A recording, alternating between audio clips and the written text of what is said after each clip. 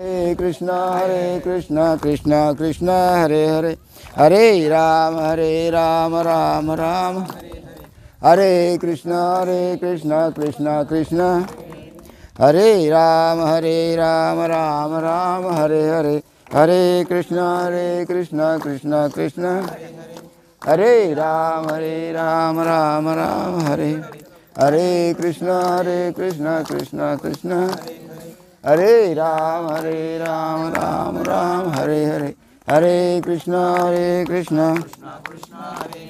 हरे राम राम राम हरे हरे, हरे कृष्ण कृष्ण कृष्ण पुंडलिक वरदे हर विठ्ठल श्री ज्ञानदेव तुकाराम पंढरीनाथ महाराज की जय, माऊली ज्ञानेश्वर महाराज की जय, सच्चिदानंद सद्गुरु श्रीपाद बाबा की जय, सच्चिदानंद रामदास बाबा की जय, सब संतन की जय.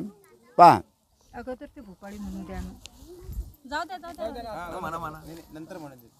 नंतर कार्यक्रम सुरू व्हायच्या अगोदर आज दोन मुली नाही काय आपल्यासमोर एक भजन म्हणतील आणि त्याच्यानंतर मग आपण प्रवचनाला सुरुवात करू. मुलीचं नाव आहे काय? गायत्री आणि चला चला या इकडे या.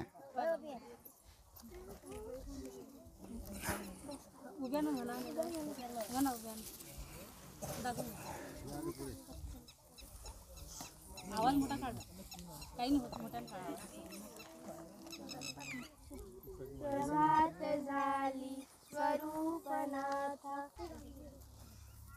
या ठिकाणी थोडं जेवायला उशीर असल्यामुळे त्यांच्या गळ्यातला आवाज थोडा खाली राहिला नाही का. आवाज कसा पाहिजे? मोठा पाहिजे. पण आता भुका लागल्या सकाळपासून पोटात काही नाही, काही हरकत नाही, ठीक आहे. तरी चांगलं म्हटलं. सोहम घोषची घुमत राहावा मानस गाभारे, जोपर्यंत प्रबोध होत नाही तोपर्यंत तुम्हाला हा विषय कळणार नाही. बरोबर आहे. तर आज देवी प्रगट दिनाच्या निमित्तानं नाही काय आपण या ठिकाणी शांताराम भाऊ काय भागवत भाऊ तायडे यांनी हा कार्यक्रम इथं ठेवलेला आहे. आनंदाची गोष्ट आहे. त्या निमित्तानं देवीचं दर्शन होईल, कारण देवी प्रगट झाली, देवीचं दर्शन होईल आणि त्या निमित्तानं सत्संग आणि पुन्हा त्या निमित्तानं खाण्याची सोय. त्याच्यामुळे प्रश्नच नाही. त्याच्यामुळे या कार्यक्रमाला कोणीही दरवर्षी गैरहजर राहायचं नाही. तर आज या ठिकाणी हा कार्यक्रम आपण या कार्यक्रमाचं आयोजन केलेलं आहे. तर आता आपल्याला फक्त 1 तास या ठिकाणी प्रवचन करायचं आहे.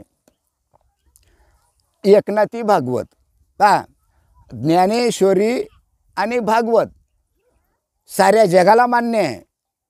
बरोबर आहे. काही लोकांची ज्ञानेश्वरी तोंडपाठ आहे, तोंडपाठ, पण नेमकं तिच्यामधला गुह्य अर्थ काय हा मात्र कोणालाच कळत नाही. भगवंतानं आपल्या मुखानं सांगितलं, अरे बाबा माझ्या अंतःकरणातील गुह्य गोष्ट तुला सांगतो, माझ्या अंतःकरणातील गुह्य गोष्ट सांगतो. मग कोणती गोष्ट सांगितली याचा मतलब कोणी विचारच करत नाही. पारायण तर सुरू आहे, ज्ञानेश्वरी तर वाचन सुरू आहे, रोज आम्ही वाचतो. पण नेमकं भगवंतानं अर्जुनाला काय सांगितलं एवढंच मात्र आम्हाला माहीत नाही आणि देवदेव सुरू आहे. मग ज्ञानेश्वरी आणि भागवत हा अनुभवाचा विषय आहे, बोलण्याचा विषय नाही, कीर्तनाचा प्रवचनाचा विषय नाही. बरोबर आहे. अनुभवाचा विषय आहे. कारण ज्ञानेश्वर माऊलींना जो अनुभव आला तोच अनुभव ज्ञानेश्वर माऊलींनी ज्ञानेश्वरीत लिहून ठेवलेला आहे. बरोबर आहे. मग जो अनुभव एकनाथ महाराजांना आला तोच अनुभव एकनाथी भागवतामध्ये आमच्या एकनाथ माऊलींनी लिहून ठेवलेलं आहे. मग ते खरं का खोटं? अरे अनुभवातून ज्ञानेश्वरी झाली, अनुभवातून भागवत झालं, मग आमचा अनुभव कुठे गेला? बोला. मग अनुभव असावा का नसावा? हा, अनुभव असावा का नसावा? तुमच्याजवळ पासबुक आहे, त्या पासबुकामध्ये 10,000 रुपये, ऐकून घ्या बरोबर, बोलायचं काम नाही आपल्याची. पासबुकामध्ये 10,000 रुपये ठेवलेले आहे. पासबुक तुम्ही घरी आणलं आणि त्या पासबुकाचं पारायण केलं, मला तिच्यातले 5,000 रुपये पाहिजे, मला 5,000 रुपये पाहिजे, मला 5,000 रुपये पाहिजे, मला 5, आता किती वेळा ते पुस्तक तुम्हाला 5,000 रुपये देईल? बोला, अरे बोला ना, बोला ना, देईल काय? मग 5,000 रुपये तर तुमच्या पासबुकात जमा आहे, 10,000 रुपये जमा आहे, 5,000 रुपये तुम्हाला द्यायला पाहिजे की नाही? मग देईल काय? नाही देणार. मग काय करावं लागेल?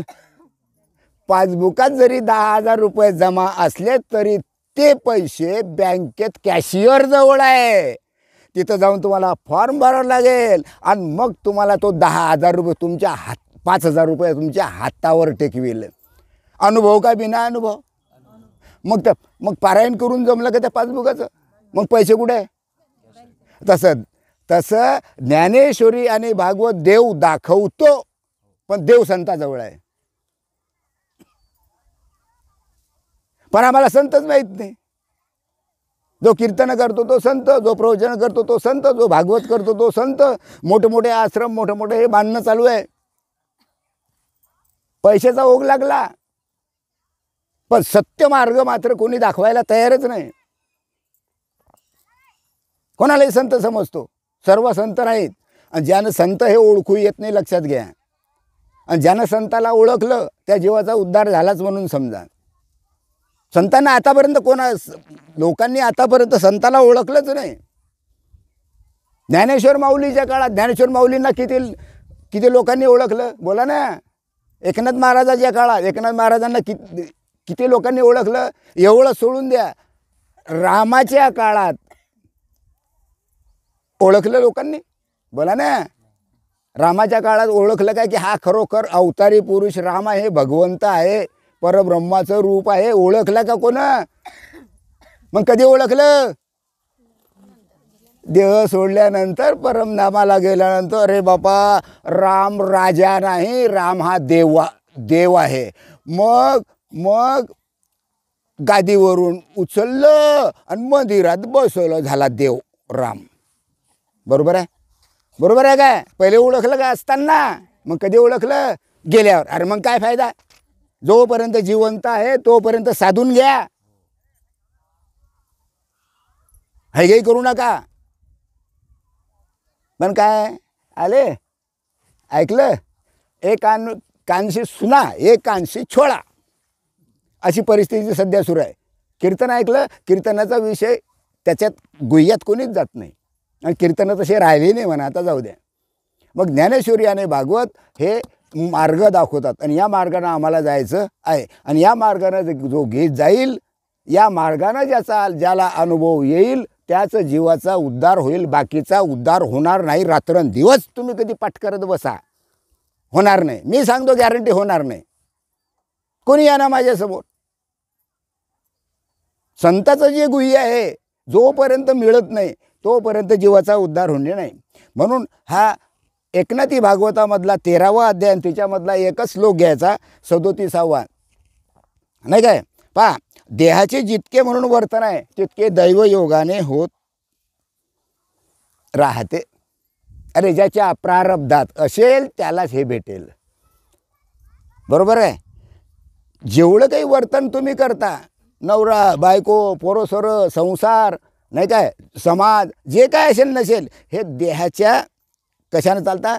देहाच्या प्रारब्धानं चालू आहे. कारण देह हा प्रारब्धाधीन आहे, प्रारब्धाच्या हवाली आहे. जसं प्रारब्धात असलं तसंच होईल, बाकी त्याच्यावर एक तसूवरही कमी जास्त होणार नाही. कारण काय? अज्ञानाला देहाभिमान असतो. जे अज्ञानी लोक असतात त्याच्या ठिकाणी अहंकार असतो, मीपणा असतो, मीच मोठा, मलाच सर्व ज्ञान आहे, मलाच सर्व माहीत आहे. हा देहाभिमान त्यांच्या ठिकाणी असतो. जो अज्ञान आहे त्यांच्या ठिकाणी तो देहाभिमान ज्ञाते कधीही धरत नाही.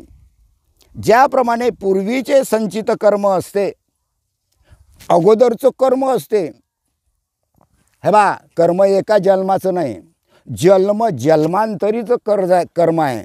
आपले कितीक जन्म झाले, नाही काय? कितीक जन्म झाले, कितीक लग्न झाले, कितीक बायका झाल्या, कितीक नवरे झाले, आहे का नाही? कारण हे कर्म फिटलंच नाही. जन्मजन्मांतरीचं कर्म आहे, ते कर्म आपल्या डोक्यावर आहे. जोपर्यंत हे कर्म बाद होत नाही तोपर्यंत जीवाचा उद्धार होणे नाही. आणि कर्म बाद फक्त नामानंच होईल. नामाशिवाय कर्म बाद होणार नाही. मग कोणतं नाम, कसं नाम, हेच संतांचं गुह्य आहे. ज्ञानेश्वरीतला 17वा अध्याय तिच्यामधला 23वा श्लोक पहा. तरी अनादि परब्रह्म जे जगदादी विश्रामधाम आणि तयाचे एक नाम त्रिधा पैयसे. भगवंताचं एक नाम आहे आणि ते ते 3 प्रकारचं आहे. 3 अक्षराचं आहे. मग ते कोणते? मग कोणी काय म्हणते राम कृष्ण हरी, कोणी म्हणते ओम तात सत, कोणी म्हणते ओम नमः शिवाय, कोणी म्हणते तत्त्वम अशी, कोणी काय म्हणते, कोणी काय म्हणते, कोणी काय म्हणते. अर्थात हे वाईट नाही, अर्थात हे वाईट नाही, परंतु यानं जीवाचा उद्धार होणार नाही. बरोबर आहे. मग ते जे तत्व आहे ते अनादी आहे. कृष्णाचा जन्म झाला माहीत आहे, रामाचा जन्म झाला, सर्व संत त्याचं प्रक्रियेतून गेले. हां, मग त्यांनी कोणाचं नाम घेतलं? तरी अनादी परब्रह्म जे जगदादी विश्रामधाम, म्हणजे महाप्रलयाच्या वेळेत ज्या ठिकाणी सर्व जग सर्व ब्रह्मांड स्थिर होते ते ठिकाण आहे. मग ते ठिकाण कोणतं? त्याचं नाम 3 प्रकारे आहे. आणि हेच गुह्य गोष्ट भगवंतानं अर्जुनाला सांगितलेली आहे. हीच गुह्य गोष्ट भगवंतानं कोणाला सांगितलेली आहे? उद्धवाला सांगितलेली आहे. आणि म्हणून हे भागवत तयार झालं. हां, बरोबर आहे. मग दैवयोगाने तो जर देहामध्ये आहे तर देहाची अहंता अवश्य वाढायची. तो जर अहंकार जर आपल्या देहात आहे तर देहाची अहंता वाढवायचीच. माझं नाक, माझे हात, माझे डोळे, माझे कान, वा वा वा वा, मी कसा दिसतो, मी कशी दिसते, आहे का नाही? अरे अहंताच आहे. कशाचा? देहाचा, आहे का नाही? मग ज्याप्रमाणे एकमेकाच्या सोबतीने चाललेले पांतस्थ परस्पराची संकटे भोगीत असतात, नाही काय, ज्याप्रमाणे लोखंडाची संगती प्राप्त झाली असता अग्नीला घनाचे घाव सहन करावे लागतात. मोठं सुंदर उदाहरण आहे. बरोबर आहे. त्याप्रमाणे देहाच्या संगतीने, हा देह आहे ना, या देहाच्या संगतीनं जे ज्ञातेसुद्धा सुखदुःख भोगतात. जे ज्ञाते आहे, जे ज्ञानी लोक आहे ते सुद्धा सुखदुःख भोगतात. हां, मग अशी तुम्ही कल्पना करा मनामध्ये, किंवा ज्ञात्यांना ही गोष्ट ज्ञात्यांना लागू नाही. त्यांनी सर्व अहंकार सोडून ते चिदानंदामध्ये समाधिस्थ झालेले असतात. कारण जे ज्ञाते असतात ते त्या आनंदामध्ये, भगवत आनंदामध्ये किंवा आत्मानंदामध्ये किंवा परमात्मा स्वरूपामध्ये ते आनंद काय झालेले असतात? समाधिस्थ झालेले असतात. यावरून असे दिसते की अशी समाधी त्याने आत्मज्ञानाने उत्तम रीतीने साधलेली असते असा त्याचा अर्थ निघतो. बरोबर आहे. तर ती समाधी कशी असते? प्रश्न पहा. ती समाधी कशी असते? तिथं असलेला मनुष्य लाकडाप्रमाणे तटस्थ दिसतो की समाधीतील मनुष्य निखालच वेळा झालेला असतो? समाधीचे लक्षण आहे ते. मग ज्याला समाधी लागते, ऋषी मुनी जपत तपस्वी वगैरे समाधी लावत होते की नाही? हां, मग ते लाकडासारखे तटस्थ राहत होते की नाही? बोलत जा बुवा, हे पुढचा विषय आहे. बरोबर आहे. हां, मग त्याला तुम्ही वेळा म्हणता का? हां, की ते ज्ञानसंपन्न असतो? त्या समाधीतील संपूर्ण लक्षणे सांगतात. आता नेमके समाधी कशाला म्हणतात त्याचं लक्षण इथं सांगितलेलं आहे. पहा, ज्ञानसंपन्न माणसाला देहात असूनही देहबंधनात अडकावे लागत नाही. काय काय ज्ञानसंपन्न माणसाला, ज्याला आत्मज्ञान झालेलं आहे, ज्यांना स्वस्वरूपाची ओळख झालेली आहे, ते या देहामध्ये असताना सुद्धा त्यांना देहबंधन लागू पडत नाही. देहबंधना त्याला अडकावं लागत नाही, कारण ते त्या देहाच्या पलीकडे गेलेले असतात. आता देहाच्या पलीकडे कसं जावं? मग तो माणूस मरून जाईल. अज्ञान. काय विचार करण्यासारखी गोष्ट आहे बरं. नुसतं ऐकू नका, विचार करा तिच्यावर. हां, केवळ तटस्थपणाने राहणे ह्याचे नाव समाधी. आता काही काही लोक म्हणतात तटस्थ, मस्त नुसतं असं हे करायचं, नामस्मरण करायचं, तटस्थ राहिलं की त्याला समाधी म्हणतात. पण तटस्थ राहणं हे समाधी नाही, लक्षात घ्या. भुलवण्याकरता ही समाधी आहे, तुम्हाला भुलवण्याकरता समाधी म्हणून सांगतात ते. पण तटस्थ राहणं ही समाधी नाही. हां, अशा स्थितीमध्ये वृत्ती ही मूर्छनेच्या अवस्थेमध्ये असते. तुमची जी वृत्ती असते मूर्छनेच्या अवस्थेत असते. आणि वृत्ती जर तुमचा संकल्प विकल्प, तुमचं मन, तुमची वृत्ती जर मूर्छना अवस्थेमध्ये असेल तर तुम्ही त्याला समाधी कसं म्हणता? त्याला समाधी कसं काय म्हणता तुम्ही? हां, समाधी आहे ती समाधी आहे? समाधीच नाही. हां,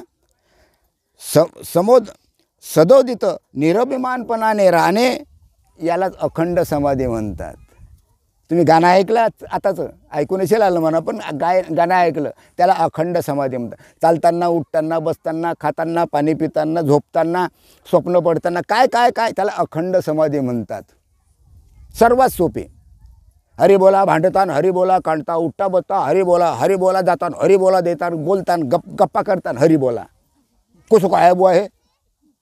अरे कसं काय हे? खरं आहे की खोटं आहे? एकनाथ महाराजांनी लिहून ठेवलेलं हरिपाठ खरं आहे. मग कधी कळा आम्हाला? भांडता कसं काय हरी म्हटलं जाईल? अरे भांडता हरी म्हटलं जाईल काय? मग म्हटल्या जाते. संत त्या स्थितीमध्ये राहत होते. निखालत लाकडाप्रमाणे होऊन पडणे ही खरोखर मूळ समाधी नाही. बरोबर आहे. खरोखर तटस्थपणा ही समाधी अशी जी मानतात त्यांना खऱ्या स्वरूपाचं ज्ञानच नाही. समाधीवाल्यांना खऱ्या स्वरूपाचं ज्ञान नाही. समाधी ही चालती बोलती पाहिजे, गप्पा करताना, खाताना, पिताना, उठताना अशी समाधी पाहिजे. बरोबर आहे. एखादा भयंकर आघात झाला तर मनुष्य काय होतो? डोक्यावर आघात झाला मनुष्य काय होतो? बेशुद्ध पडतो. त्याला देहाचं भान राहत नाही. मग त्याला समाधी लागली काय? बोलत जा, त्याला समाधी लागली काय?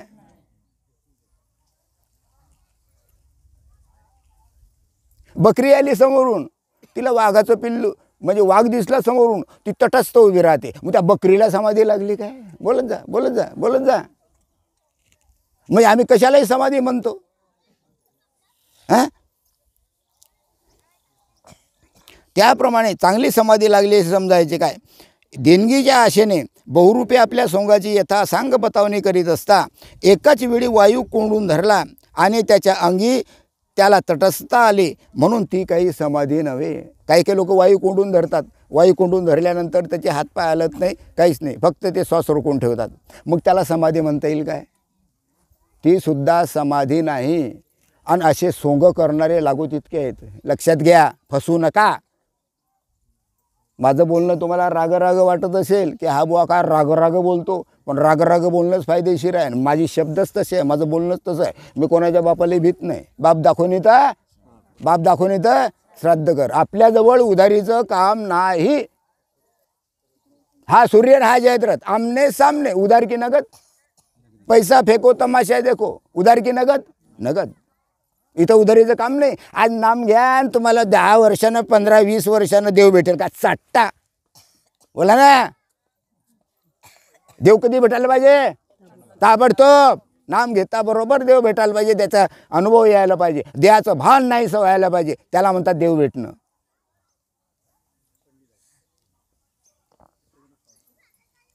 बरोबर आहे की नाही? हां, मग कारण अंतःकरणात वासना शिल्लक राहिलेली असते तोपर्यंत समाधी लागणार नाही. वासना शिल्लक आहे तोपर्यंत समाधी लागणारच नाही. तो बहुरूपी सावध झाला. लगेच काय म्हणतो? आपण श्रेष्ठ आहात, काहीतरी मला द्या. मग त्याचं लक्ष कशावर? पैशावर आहे का नाही?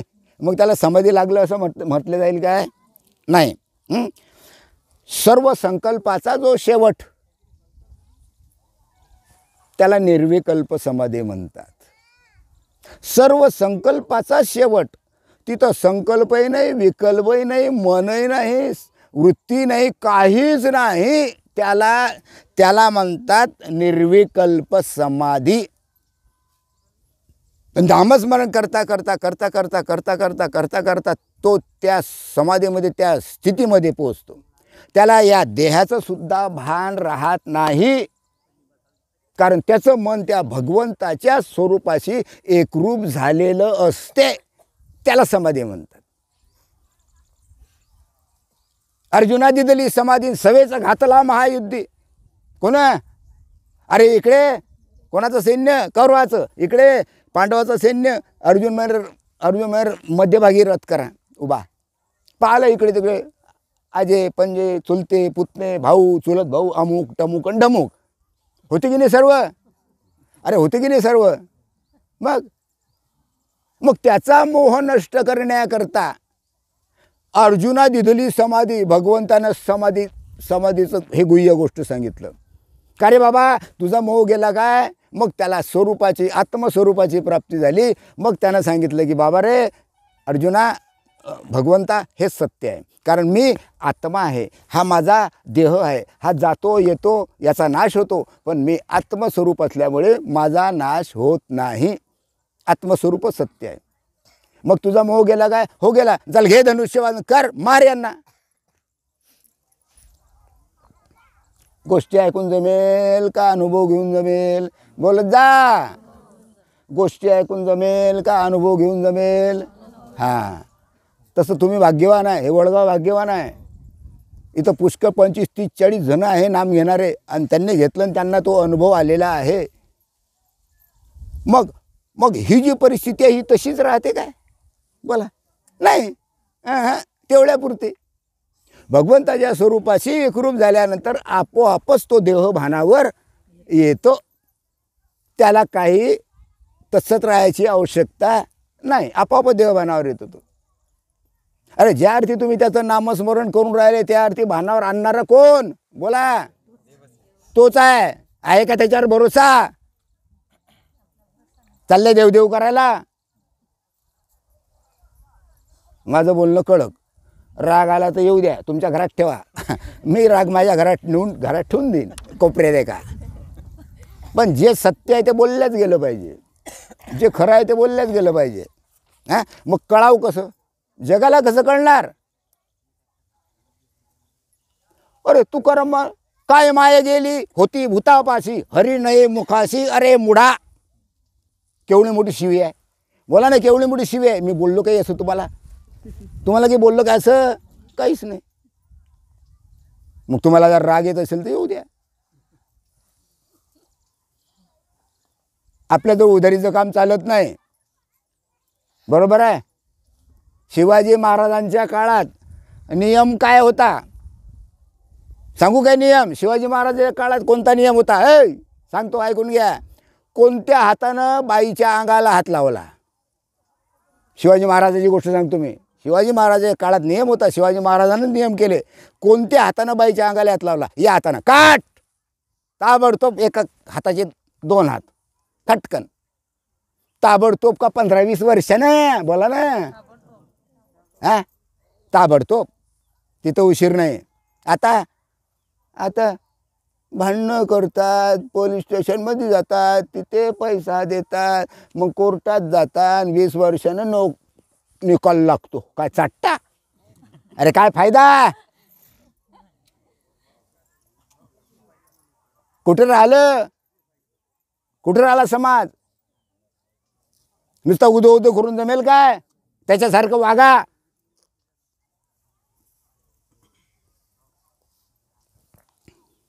कठीण आहे. शेळीजवळ साप आला तर ती देखील सर्व वृत्तींनी शून्य होऊन तटस्थ होते. तशी केवळ तटस्थ स्थिती झाली म्हणजे खरोखर समाधी लागली असं होईल काय? नाही. त्याप्रमाणे प्रथमतः आत्मस्वरूप डोळ्यांना दिसू लागले. नाम मिळालं. आत्मस्वरूप डोळ्यांना दिसू लागलं. बरोबर आहे. इतके आश्चर्य होते की ते त्याला आवरता येत नाही. आत्मस्वरूपाची प्राप्ती झाल्यानंतर आत्मस्वरूप जर आपल्या डोळ्यानं दिसल्यानंतर त्याला इतका आनंद होतो, बरोबर आहे, की ते आश्चर्य, तो आनंद त्याला पोटामध्ये साठवता येत नाही, बरोबर आहे, ते त्याला सावरता येत नाही. पण ते आश्चर्यही पोटातल्या पोटात दाबून, कारण काय, आत्मस्वरूपाची ओळख झाल्यानंतर त्याला देहाचं भान राहत नाही. कालांतरानं काय होते पहा, ज्ञानेश्वरी वाचा, कालांतरानं काय होते की नामस्मरण करता करता करता करता सर्व इंद्रिय तो आनंद उपभोगतात. लक्षात घ्या, पहिल्यानं काय होते, त्याचं मन त्या भगवंताच्या स्वरूपाशी एकरूप होते. ज्यावेळी त्याचं मन भगवंताच्या स्वरूपाशी एकरूप होते त्यावेळी त्याला देहाचं भान राहत नाही. नंतर कालांतरानं असंच अभ्यास करत नामस्मरण करत राहिल्यानंतर पुढे पुढे काय होते की तो आनंद सर्व इंद्रिय उपभोगतात. पहा, डोळ्यांना तो आनंद होतो, डोळ्यातून खळखळ अश्रू येतात. तोंडाला आनंद होतो, कारण त्याच्या तोंडातून होते का नाही, असं श्वास वाढतो का नाही.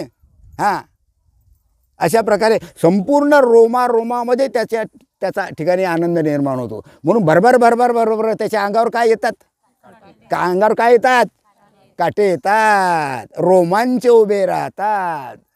त्याच्या ठिकाणी अष्ट सात्विक भाव निर्माण होतात.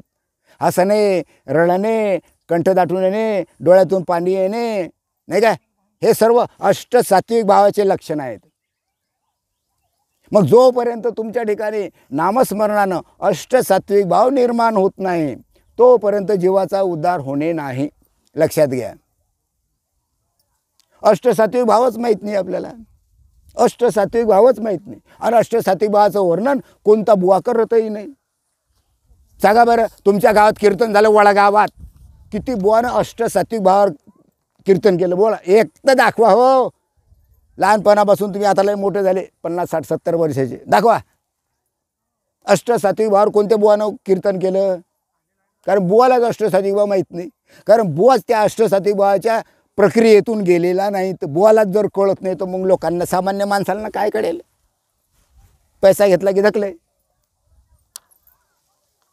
हां, खरं का खोटं. मग नामानं अष्ट सात्विक भाव निर्माण होतात. ऐशे सात्विकही आठा भाव. पहा, ज्ञानेश्वरीतून सांगतो तुम्हाला, माझ्या मनानं नाही. ऐशे सात्विकही आठा भाव, अष्ट सात्विक भाव. आता याच्यात काही डोकं लागते काय, डोकं लागते काय, बिनडोक माणसाला हे कळू शकेल. ऐशे सात्विकही आठा भाव, परस्परे वर्तो तसे देव. आणि तेथे ब्रह्मानंदाची जीवाराणी, ब्रह्मानंद, परमानंद, आनंदच आनंद. त्याला आनंद, इतका आनंद निर्माण होतो की जगामध्ये आनंद तसा कुठंच नाही. एवढा त्याला आनंद निर्माण होतो भगवंताच्या नामस्मरणानं. आणि तोच आनंद आपल्यामध्ये आहे, भरलेला आहे. पण फक्त रस्ता चुकलेला आहे. काय चुकलेला आहे, रस्ता. कारण आपल्याला आपली चूक नाही. तुम्ही इथं बसलेले जे लोक आहेत हे अज्ञानी आहे, सामान्य लोक आहे, साधेबोडे लोक आहे. यांना बिचाऱ्यांना रस्ता माहीत नाही. मग रस्ता माहीत करून देणं इथं बसलेल्या बुवाचं काम आहे, बरोबर आहे.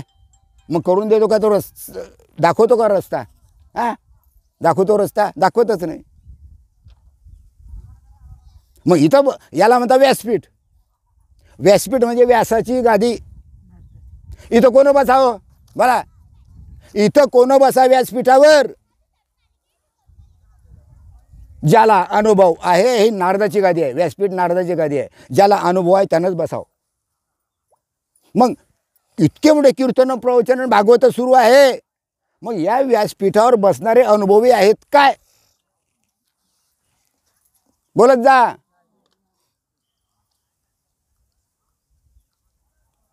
मग त्याने व्यासपीठावर बसायचं काय. नाही, तो कोणाचा अपमान झाला, नारदाचा अपमान झाला, नारदाचा. सर्वच बसतात, सर्व व्यासपीठावर बसतात. चाललं कीर्तन प्रवचन, चाललं कीर्तन प्रवचन, चाललंय. केवढा मोठा अपमान आहे तो नारदाचा. म्हणजेच पर्यायानं तो भगवंताचा अपमान आहे, लक्षात घ्या. केवढं मोठं पाप आहे ते दिसत नाही, पण पाप आहे म्हणून भोगावं लागते, म्हणून कर्म वाढते आणि म्हणून जन्म मरणाच्या फेऱ्यामध्ये अडकावं लागते, म्हणून दुःख भोगावं लागते. कारण ते भगवत सुख आपल्याला माहीतच नाही, भगवत प्रेम आपल्याला माहीतच नाही. नुसतं म्हणता प्रेम सुख देई, प्रेम सुख देई, प्रेमाविना नाही समाधान, प्रेमाविना आहे का नाही. प्रेम सुख देई, भगवंत आम्हाला ते प्रेम सुख दे, कारण प्रेमाशिवाय समाधान नाही, प्रेमाशिवाय आनंद नाही. मग ते प्रेमसुख कोण द्यावं हो. ते प्रेमसुख संत साधकाला देतात, शिष्याला देतात आणि तो त्याला अनुभव येतो, म्हणून त्याला आनंद होतो, म्हणून कधी हसतो कधी रडतो.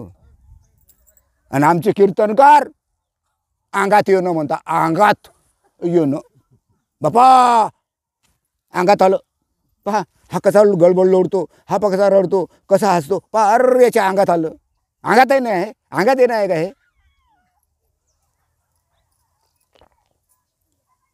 मग आता बुवा जर अंगात येणं म्हणतात तर बुवाले काय कळलं हो, फोत्र बोला ना. याला अष्टसात्विक भाव म्हणतात.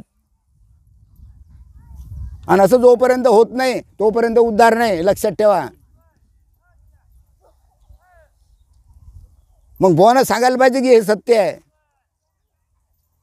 वळगावात किती कीर्तनं झाले, किती लोकांनी सांगितलं की बा हे खरं आहे म्हणून. हे काय बुवांना नशीन सांगितलं, कारण बुवाचं काम कीर्तन केलं, पैसे फेकले की जा तुम्ही काय करा, आम्हाला त्याच्याशी काही घेणं देणं नाही. अशी परिस्थिती आहे आता सध्या. आणि म्हणून सामान्य माणसाला, अज्ञानी माणसांना, साध्या बोळ्या लोकांना हा विषय कळत नाही, कारण त्यांनाच माहीत नाही. इथं बसणाऱ्या बुवालाच जर माहिती तर तू तुम्हाला काय सांगणार आहे, बरोबर आहे. मग अशा त्याप्रमाणे प्रथमतः आत्मस्वरूप डोळ्यांना दिसू लागले असता इतके आश्चर्य होते की त्याला ते आवरता येत नाही. खूप आनंद होतो त्याला, ते आवरले जात नाही. मग कधी आवरल्या जाते, ए बाबा बस कर, ए बाबा बस कर, बस कर, ए बाबा थांब जरा, शांत हो, शांत हो, त्यावेळी ते आवरल्या जाते, बरोबर आहे. आणि तसं नाही केलं तरी आपोआपच कालांतरानं ते काय होते, कमी होते, शांत होऊन जाते, बरोबर आहे. पहा पहा, ज्याला अनुभव आहे तर कसे बोलता पोपटासारखे, हा आहे का नाही. ज्यानं नाम घेतलेलं आहे तोच बोलेल, बाकीचे. आमच्या माता भगिनींना कळलं, मात्र इथे कळलेलं आहे याच्यातही. मग त्यांना हा विषय कळून राहिला की सत्य आहे, नाही काय. मग पण ते आश्चर्यही पोटातल्या पोटात दाबून ती जी दशा उत्पन्न होते त्याला समाधी म्हणतात. ते आश्चर्यसुद्धा पोटातल्या पोटात दाबायचो. आता कसं दाबा बुवा, आला पुन्हा प्रश्न. काय एक एक एक एक हा बुवा काही सांगून राहिला, मी सांगत नाही. हे बा पठ्ठ्यानं लिहून ठेवलं आहे, पठ्ठ्यानं म्हणजे आमच्या एकनाथ माऊलीनं. तो जो आनंद होते, हा आनंदसुद्धा आतल्यात काय करायचा, दाबून टाकायचा. आणि ते दाबल्यानंतर जी दशा त्याची उत्पन्न होते त्याला म्हणतात समाधी. चालती बोलती समाधी, उठता बसता, खाता पिता, भांडणं करताना, शिवाय देताना समाधी, जी ती समाधी, त्याला आम्ही प्रबोध म्हणतो. हां, प्रबोध झाला का यायचा, हां नाही देऊन टाकायचा, मागे ठेवायचंच ते कोणाला. हां, कल्पना निकालात जे नाहीशी होते ते विस्मय कोठे स्फुरण पावणार. अतिसूक्ष्म कल्पनाही नष्ट होते, त्यामुळे आश्चर्यही नाहीसं होते. ज्याच्या ठिकाणी खरोखर ब्रह्माची प्राप्ती झालेली असते त्याच्या ठिकाणी देहाचे स्फुरण होतच नाही. अरे जिथं ब्रह्माची प्राप्ती आहे, जिथं तो आत्मानंद आहे, तिथे या देहाचं स्फुरणाचा काही संबंध येतच नाही. त्याच्या ठिकाणी निर्माण होणारं स्फुरणच भगवंताचं स्वरूप होऊन जाते. पहा पहा, आता प्रत्येक कीर्तनात साधी गोष्ट सांगतो तुम्हाला, ऐकून राहिले ना, इकडे तिकडे नका भाऊ. एक शब्द हुकला की काही समजणार नाही. लय लोक येतील आणि जातील, टुकमुक टुकमुक पाहायचं नाही त्याच्याकडे. हां हां, कीर्तनामध्ये प्रत्येक बुवा, बुवा म्हणजे महाराज महाराज, कीर्तनकार, साधू, एक भंग असतो त्या माणसाचा, नक्कीच असतो. चाले हे शरीर कोणाची आहे सत्ते, आणि कोण बोलवितो हरिविन. आणि देखवी ऐकवी एक नारायण, आणि तो याचे भजन चुकूच नका. बुवाले भजन काही आवडत. अरे कोणाच्या सत्तेनं चालून राहिले हे? हा जो देह आहे हा कोणाच्या सत्तेनं चालला? तुमच्या आतमध्ये जो आत्मा आहे त्या आत्मा सत्तेनं हे देह चालून राहिला. ज्या वेळेस तो आत्मा निघून जातो त्यावेळेस ते मळ होते, डंग डंग डाऊक टांग डंग डंग डंग डंग डाऊक टांग चाललं मळ. मग नाशिवंत काय देह की आत्मा? नाशिवंत देह आहे. मग असे देह आपले किती झाले? मग आपल्या ठिकाणी ज्याच्या सत्तेनं चालते त्या सत्तेचा आपल्याला अवलंब करायचा आहे, तो म्हणजे आपला आत्मा. आत्म्याची जोपर्यंत ओळख होत नाही तोपर्यंत काहीही फायदा नाही. बरोबर आहे. म्हणून आत्मसत्ता महत्त्वाची आहे. आणि तीच आत्मसत्ता या ब्रह्मांडामध्ये ओतप्रोत भरलेली आहे. जी आत्मसत्ता माझ्याजवळ तीच आत्मसत्ता तुमच्याजवळ, तीच आत्मसत्ता संपूर्ण ब्रह्मांडामध्ये आत्मसत्ता ओतप्रोत. त्याला आम्ही तत्व म्हणतो. हरिपाठात आहे, एक तत्व नाम दृढ धरी म्हणा आणि हरिशी करुणा. आणि ते नाम सोपे रे कोणतं रामकृष्ण हरी. इथं पुन्हा आणखीन गुप्त गोष्ट घालून दिली. मनात तुम्ही रामकृष्ण हरी. वाईट नाही, चांगला आहे, पण तिच्यामध्ये गुह्य आहे. वाचेशी सद्गद, सद्गद म्हणजे गदगद गदगद गदगद गदगद होते, त्याला सद्गद म्हणतात. मग गदगद झालं पाहिजे ना. बुवा कधी गदगद झाला काय? बोला ना. आपलं येऊन जाऊन बुवावर येते बरं. हां, आपलं आपण जे बोलणार आहे हे खरं बोलणार आहे. बोलवायचं तर बोलवा, नाही बोलवायचं नका बोलवू, काही घेणं देणं नाही. पण जे खरं आहे ते तर आम्ही सांगणारच आहे. जोपर्यंत देह आहे तोपर्यंत. ज्याच्या भाग्यात असलं त्याला भेटेल, ज्याच्या भाग्यात नसलं त्याला नाही भेटणार. त्या गोष्टीला इलाज नाही. बरं. हां, स्वप्नामध्ये सज्ञाने बनलेल्या माणसाला तटस्थ स्थिती प्राप्त झाली आणि जरी ती त्या स्वप्नातल्या माणसाला खरी वाटली तरी जागृतीमध्ये काही तो त्याच अवस्थेमध्ये येत नाही. कारण स्वप्नामध्ये जी दिसते तो तेच त्याला हिच्यामध्ये दिसते काय? नाही दिसत. किंवा स्वप्नात असलेल्या मनुष्यांना समाधीमध्ये मोठा लौकिक प्राप्त झाला तरी तो लौकिक काही जागेपणात या वयाचा समाधी स्वप्नामध्ये राजा झाला आणि सकाळी उठून पाहतो तो घरामध्ये खायला धान्य नाही.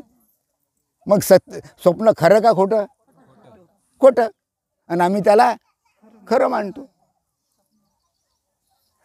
अरे ह्या देहाच्या अवस्था आहे. जागृती, आता तुम्ही जागृतीमध्ये आहे सर्व. याच्यानंतर रात्री झोपल्यानंतर स्वप्न पडते, ती स्वप्नावस्था झाली. आणि याच्या पुढची तिसरी अवस्था आहे कोणती? सुसुप्ती.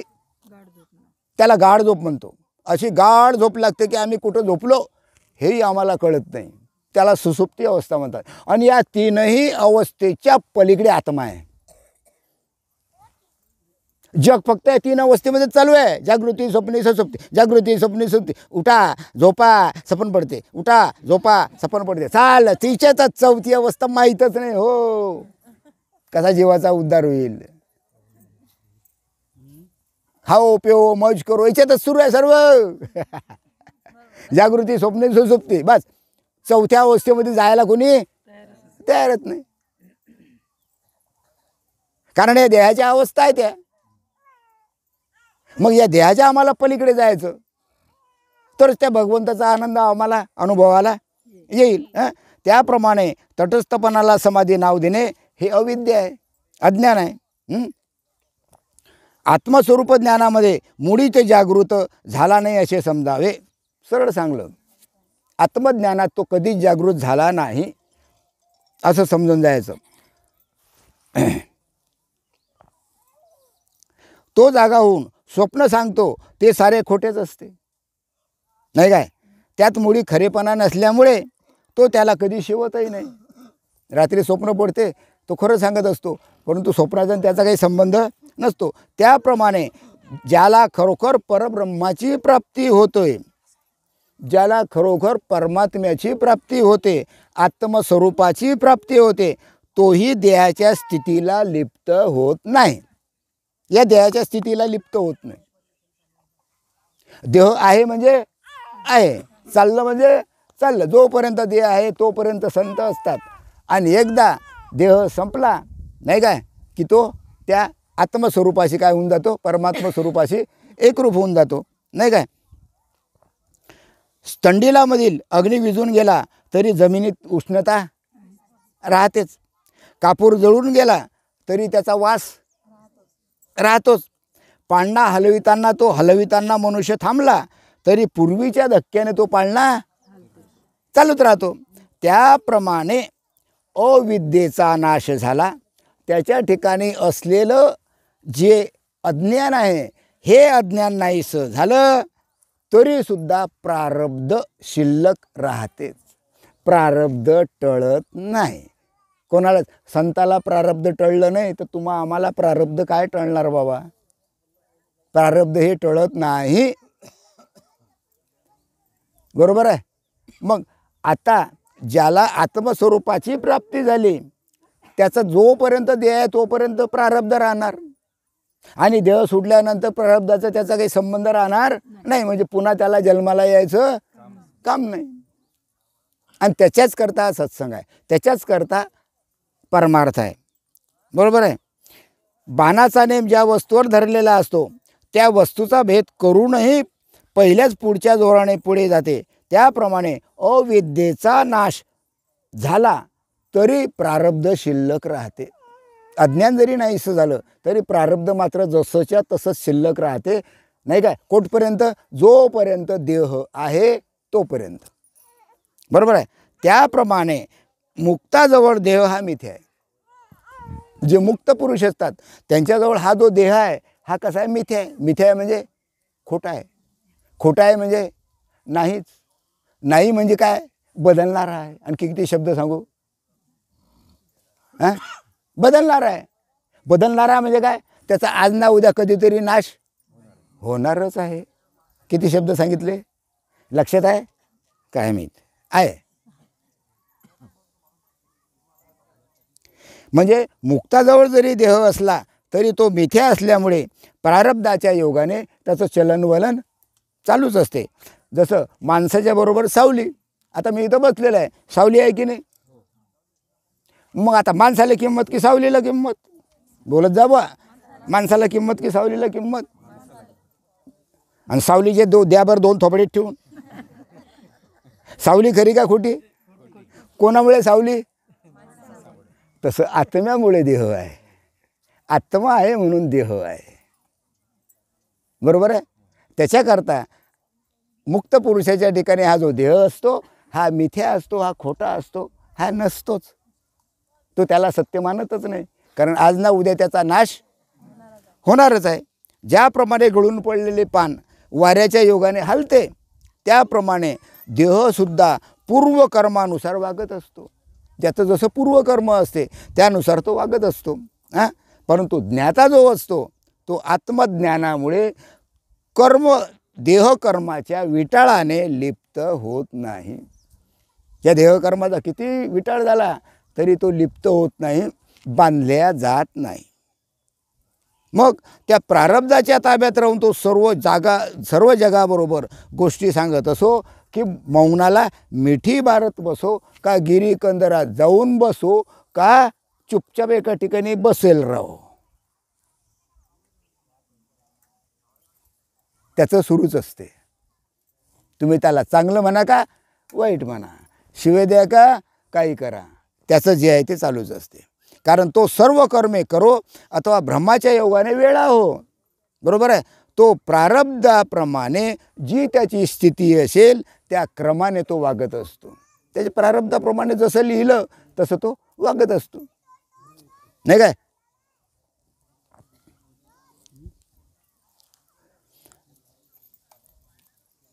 आणि सर्व कर्म करूनही तो एक खरोखर अकर्ताच असतो. कोणत्याच प्रकारचा कर्तेपणा त्याच्या ठिकाणी नसतो, हे लक्षात ठेव. कारण क्रिया आणि कारण याच्या संयोगाने विषयोपभोगात डुलत आलेला असतो, तरी त्याच्या समाधीच्या अवस्थेमध्ये भंग होत नाही. आणि म्हणून म्हटलेलं आहे, विषय येतो त्याचा झाला नारायण आणि अंगी ब्रह्मरस ठसावला. मग जोपर्यंत ब्रह्मरस ठसत नाही, जोपर्यंत आत्मस्वरूपाची प्राप्ती होत नाही, जोपर्यंत तो ब्रह्मानंदात डुलत नाही, बरोबर आहे, तोपर्यंत विषय हा तो सत्य मानतो की असत्य मानतो? सत्य मानतो. जो ब्रह्मानंदात डुलत असतो तो विषय कसा मानतो?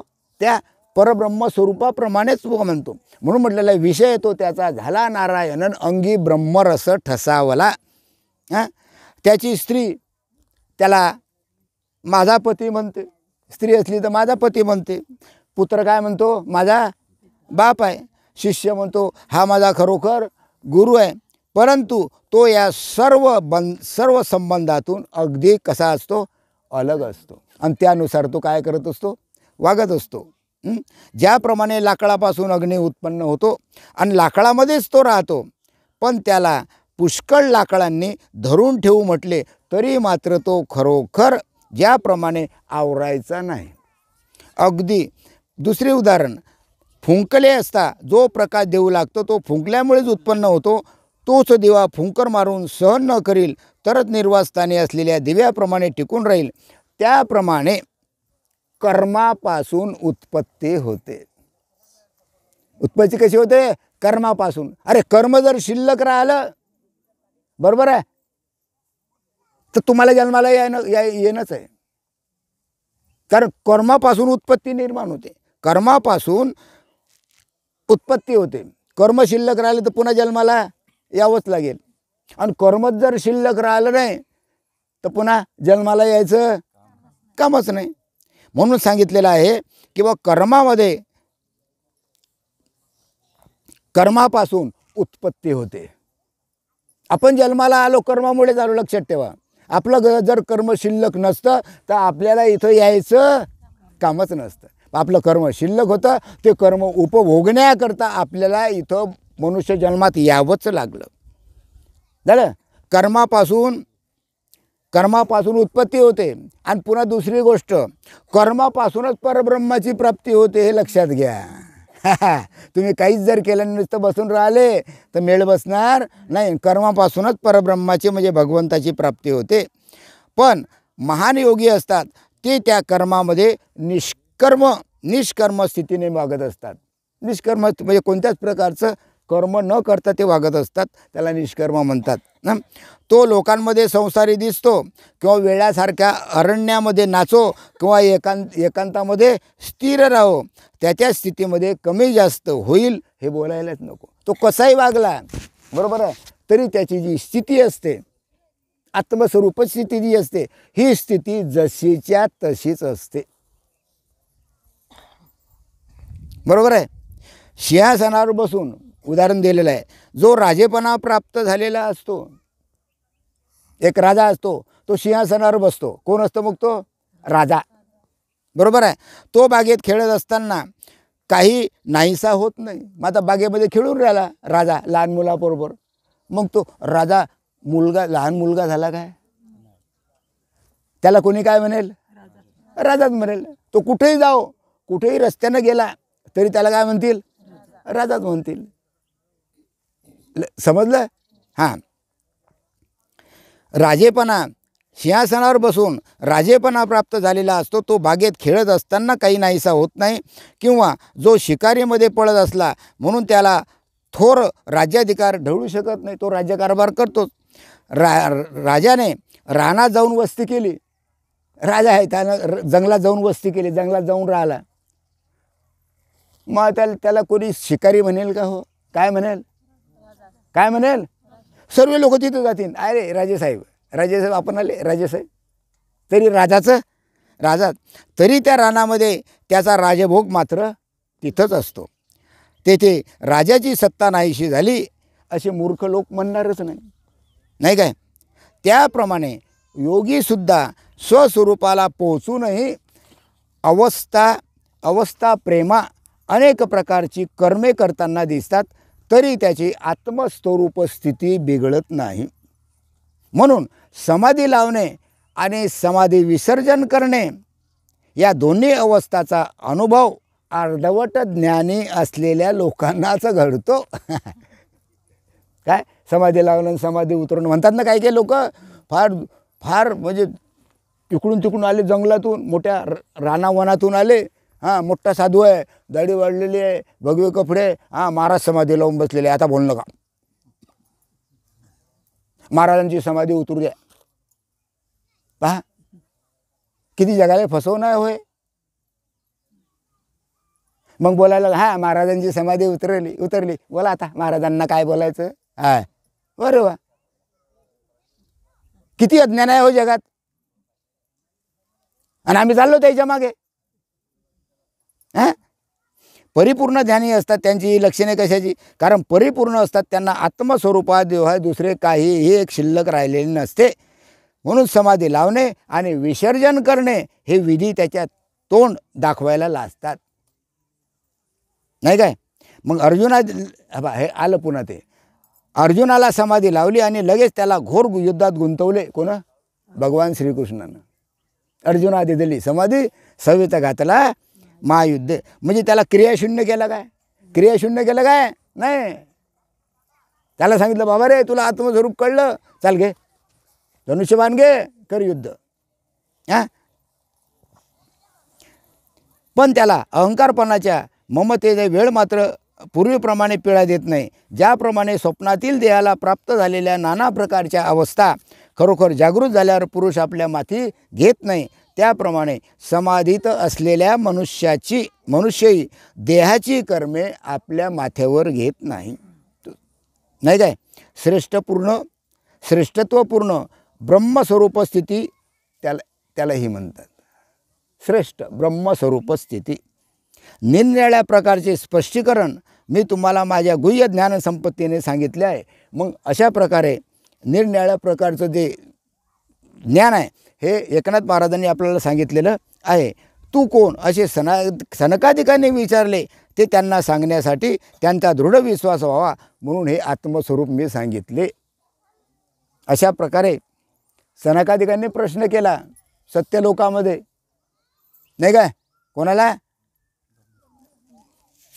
ब्रह्मलोकात. ब्रह्मदेव बसलेले आहे, आजूबाजूला ऋषी मुनी जपी तपी योगी, नाही काय, सर्व बसलेले आहे. सनकादिक बसलेले आहे. सनकादिकांनी प्रश्न केला की तू कोण? ब्रह्मदेवाला प्रश्न केला. आता ब्रह्मदेवाला प्रश्न केल्यानंतर ब्रह्मदेवाला समजलंच नाही मी कोण. विसरला. मी आत्मस्वरूप आहे, मी चिदानंद स्वरूप आहे, मी परमात्मा स्वरूप आहे. ब्रह्मदेव विसरला. का? कारण तो कर्माच्या अधीन गेला. लक्षात घ्या, कर्माच्या अधीन गेला. कारण सृष्टी उत्पन्न करणं कोणाचं काम? ब्रह्मदेवाचं. कर्माच्या अधीन झाला.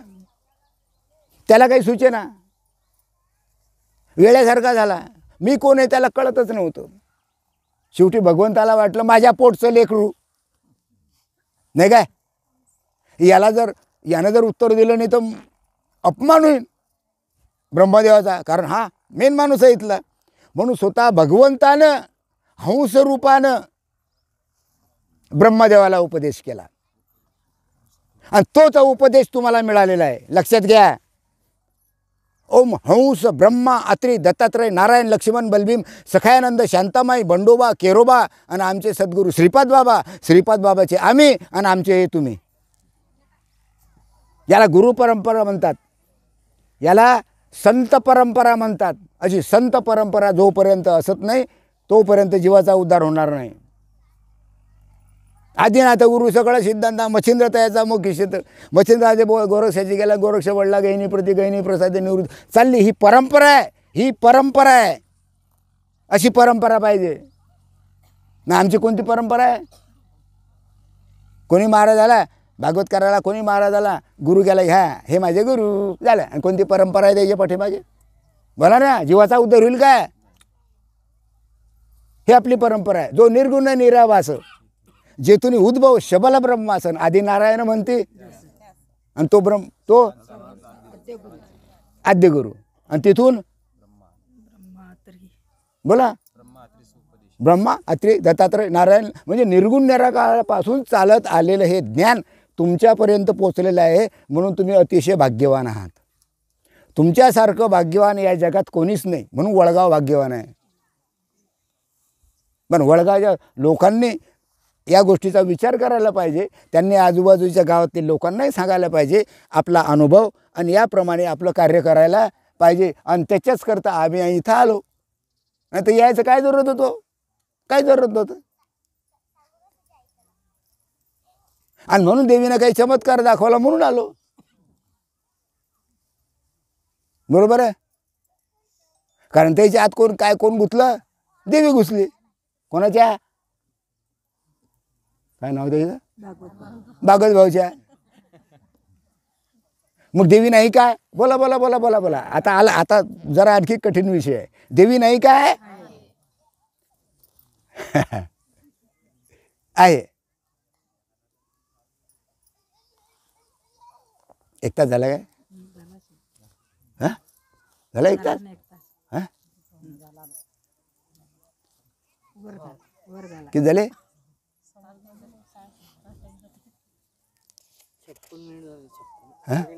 4 मिनिटं राहिले. आरती घेतली. हा भुका लागल्या नाही ना, भुका लागल्या नाही ना, भुका लागल्या सांग. आणखी एक तास बसू. मला ऊन लागलं चालते, तुम्ही सावलीत आहे ना, काही हरकत नाही. हां हां तर पहा, अत्यंत गुह्य श्रेष्ठातील श्रेष्ठ असे हे उपनिषदातील भांडार. आतापर्यंत मी तुमच्याशी बोललो, हे काय उपनिषदातलं भांडार आहे, अतिशय गुह्य आहे. आणि गुह्यातलं गुह्य. प्रश्न असा आहे की जे आहे हे फक्त तुम्हाला माहीत नाही, कारण ते ज्ञान, ते नाम संताशिवाय मात्र मिळत नाही. ते गुह्यच आहे आणि गुह्यच राहणार आहे, शेवटपर्यंत गुह्य राहणार आहे. पण ते गुह्य गोष्ट कोणाला मिळाली, इथं उद्धवाला, आणि म्हणून हे भागवत तयार झालं. तर अत्यंत गुह्य श्रेष्ठातील श्रेष्ठ असे जे उपनिषदातील भांडार आणि योग्याच्या योगमार्गातील रहस्य, ते खरे ज्ञान आज मी तुला सांगितले. असं भगवंतानं उद्धवाला सांगितलं. ज्या ज्ञानाकरता मुमुक्षू लोक खळतर कष्ट करून कोट्यावधी साधने करतात. पहा, अरे गुह्यातलं गुह्य ज्ञान आहे. आणि या ज्ञानाकरता, आत्मज्ञानाकरता, परमात्म्याच्या प्राप्तीकरता, परमात्मा स्वरूपाकरता, आत्मस्वरूपाकरता योगी लोक जंगलामध्ये जाऊन पहाडामध्ये जाऊन कोट्यावधी साधनं करतात. कोट्यावधी जप तप व्रत ध्यानधारणा उपास तापास, आणखीन काय पूजन पातीन, हे काय तीर्थयात्रा, बाबा बाबा बाबा बाबा बाबा बाबा कोट्यावधी. तरीसुद्धा त्यांना हे मिळत नाही, हे ज्ञान मिळत नाही. आणि ज्यासाठी योगी लोक गिरीकंदरा शिरून आसन मुद्रा वगैरे साध्य करतात, तरीसुद्धा त्यांना हे मिळत नाही. का, केवढी मोठी गॅरंटी दिली. कोणी गॅरंटी दिली? ही स्वतः भगवंताने गॅरंटी दिली. एकनाथ महाराजांनी लिहून ठेवलं, तुम्ही काही केलं तर माझी प्राप्ती नाही. कोट्यावधी तप करा, तुम्ही कोट्यावधी साधनं करा, मी भेटणार नाही. जप तप ध्यान धारणा अमुक काहीही करा, हो माझी प्राप्ती नाही, परमात्मा स्वरूपाची प्राप्ती नाही. हां, ज्याच्यासाठी लोक गिरीकंदरा शिरून आसन मुद्रा वगैरे साध्य करतात, ज्याच्यासाठी वेदशास्त्राच्या सर्व युक्त्या असमर्थ झाल्या, वेदशास्त्रसुद्धा थकले, वेदानं सुद्धा नेती नेती म्हटलं, वेदसुद्धा मौन झाले, वेदू जाणू गेला पुढे मौनावला, आणि ते गुह्य तुझ्याला प्राप्त कैसे. हां, अरे वेदानं सुद्धा भगवंताचं काय गुणगान करता करता करता करता करता करता शेवटी मौन झाला वेद, ऋग्वेद यजुर्वेद सामवेद मौन झाला. मौन म्हणजे चुपचाप,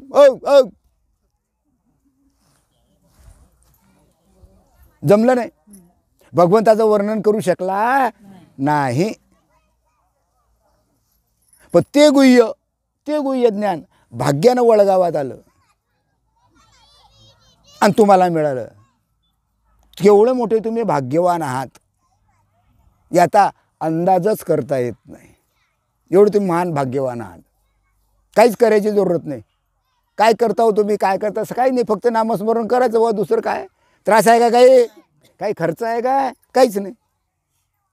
हां, म्हणून सांगितलेलं आहे ज्यासाठी योगी लोक गिरीकंदरात जाऊन आसन मुद्रा वगैरे साध्य करता, ज्याच्यासाठी वेदशास्त्राच्या सर्व युक्त्या असमर्थ झाल्या, हां, ते आत्मज्ञान यथार्थ रीतीने मी तुला सांगितले. आणि हे आत्मज्ञान भगवंतानं उद्धवाला सांगितलं. कोणतं सांगितलं असेल ते कसं आहे, गुह्य आहे म्हणून तुम्हाला सांगितलं नाही. आणि ते असं उघडं सांगता येत नाही, कारण ते कसं आहे, गुह्य आहे. मग लोक तर म्हणतात बापा गुह्य असं कसं गुह्य ज्ञान आहे. अरे गुह्यच आहे. आत्मा गुह्य का उघड, आत्मा गुह्य का उघड असं आहे का. कोणाच्या अंदरचा आत्मा काढला हाती घेतला आहे बा आत्मा, बोला ना, असं आहे का. आत्मा गुह्य का उघड. मग आत्मा जर गुह्य आहे तर त्याच्या ठिकाणी असलेलं ज्ञान सुद्धा गुह्यच राहणार रे. हां, तुम्हाला देह दिसेल, आत्मा दिसतो काय. मग साध्या गोष्टी आहे. डोकं चालवायचं कामच नाही, साध्या गोष्टी आहे. अरे आत्मा सोडून जातो, देह दिसतो का कोणाला. त्या आत्म्याचा आपल्याला भेट घ्यायची, त्या आत्म्याचं दर्शन घ्यायचं आपल्याला, त्यावेळी जीवाचा उद्धार होईल. तसा उद्धार होणार नाही. त्याला एकदा पकडलं ना, त्याचं एकदा दर्शन झालं ना, मग काही फिकीर नाही. पुन्हा जन्माला यायचं कामच नाही.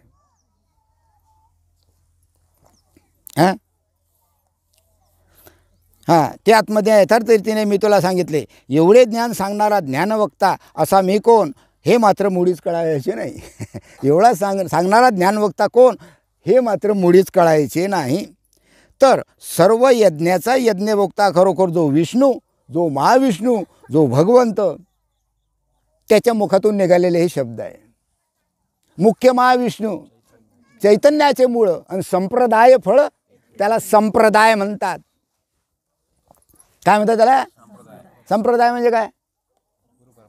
कोणता संप्रदाय हो तुमचा, नुसतं म्हणतो कोणता संप्रदाय. संप्रदायाचा अर्थ, संप्रदाय म्हणजे सांप्रत काळात, म्हणजे सध्याच्या काळात नाही काय, पूर्वीपासून चालत आलेलं जे ज्ञान आहे, त्या ज्ञानाचा, त्या परमार्थाचा आम्ही अनुभव घेऊ शकतो. त्याला म्हणतात संप्रदाय. त्याचं दायित्व आम्ही करू शकतो, त्याला संप्रदाय म्हणतात. कठीण आहे बा. मला येथे येण्याचे कारण हेच का, मला येथे येण्याचे कारण हेच. ऐकून राहिले काय. इथंच लिहून ठेवलेलं आहे, मी नाही सांगत. मी आलो याच्याकरता आलो काय, बोलत जा.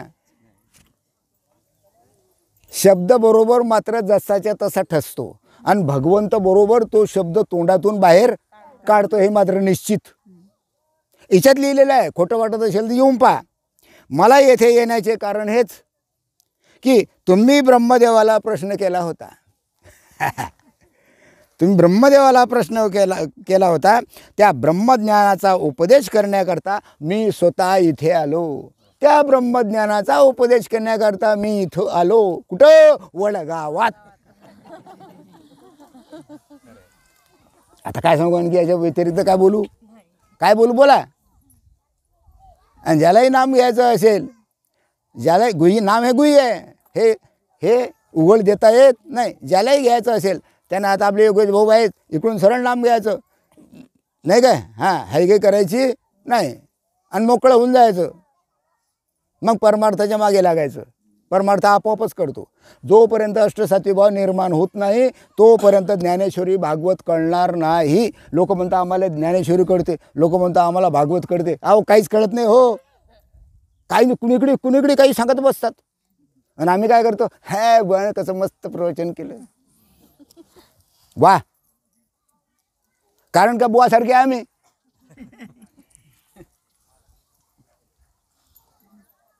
वास्तविकता ती गुह्य आहे.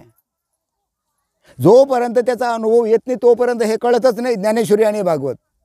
नाम घेतल्यानंतर तुम्हाला भागवत कळेल, एकनाथी भागवत, आणि प्रबोध झाल्यानंतर तुम्हाला ज्ञानेश्वरी कळेल, आणि त्याच्या पुढे त्याचेही पुढे मग ज्ञानोत्तर भक्ती आहे. झालं, काही शिल्लक नाही मग. हां तर आज या ठिकाणी शांताराम भाऊच ना, भागवत भाऊंना अरे भागवत भाऊ लक्षातच राहत नाही, काय कठीण काम आहे बुवा.